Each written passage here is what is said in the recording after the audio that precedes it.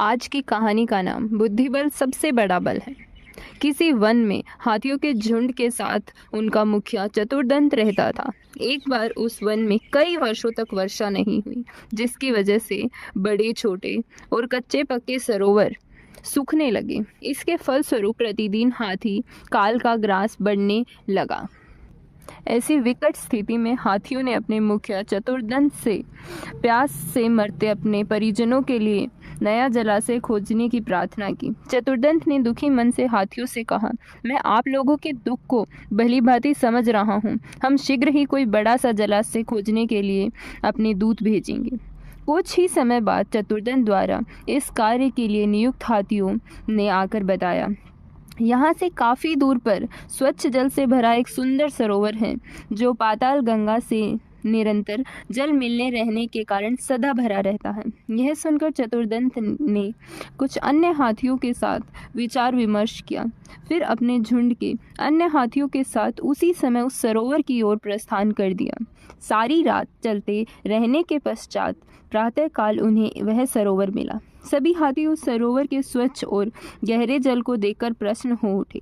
उन्होंने जी भरकर स्नान किया और पेट भरकर जल पीकर अपनी प्यास बुझाई और शाम होते ही अपने अपने निवास की ओर चल पड़े। जलाशय के चारों ओर मखमली घास भरी भूमि पर खरगोश ने अपना निवास बना रखा था।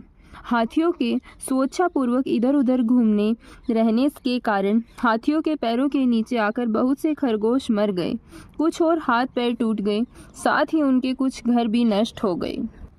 हाथियों का झुंड चले जाने के बाद बाकी बचे खरगोशों ने मिलकर एक सभा की। खरगोशों ने एक दूसरे से कहा, यदि इन हाथियों का इसी प्रकार यहाँ प्रतिदिन आना जाना लगा रहा तो हम सब शीघ्र ही परलोक सिधार जाएंगे। आपने जाति बंधुओं की चिंता से दुख, एक वृद्ध ने बुद्धिमान खरगोश बोला। हाथियों को यहाँ से भगाने का एक उपाय है। हमारा राजा विजयदंत चंद्रमा के मंडल के निवास करता है। हमारा कोई एक बुद्धिमान साथी चंद्रमा का दूत बनकर हाथियों के झुंड के स्वामी के पास जाए, उसे चंद्रमा का संदेश दे कि इस सरोवर के चारों ओर उसके कुटिनबायों का निवास है, इसलिए हाथियों के पैरों से उनके कुचले जाने की आशंका है। अतः चंद्रमा उन्हें यह आदेश देता है कि वह इस सरोवर के आसपास न आए जाए। आज्ञा न मानने पर परिणाम घातक हो सकता है। सभा में उपस्थित खरगोशों को यह सुझाव काफ़ी पसंद आया और इस काम के लिए लंकर्ण नामक खरगोश को दूत बनाकर भेजने का निश्चय किया गया। सायंकाल होते ही लंकर्ण हाथियों के निवास के निकट एक ऊंचे टीले पर चढ़ गया और ऊंचे स्वर में बोला, हाथियों, तुम्हारा मुखिया कहाँ है? उसे शीघ्र मेरे सामने उपस्थित करो। लंकर्ण की करक्कर आवाज से हाथियों में खलबली और दहशत फैलने लगी। तभी चतुर्दंत भी वहां आ पहुंचा और बोला, कहो, कौन हो तुम? मैं हूँ इन हाथियों का मुखिया।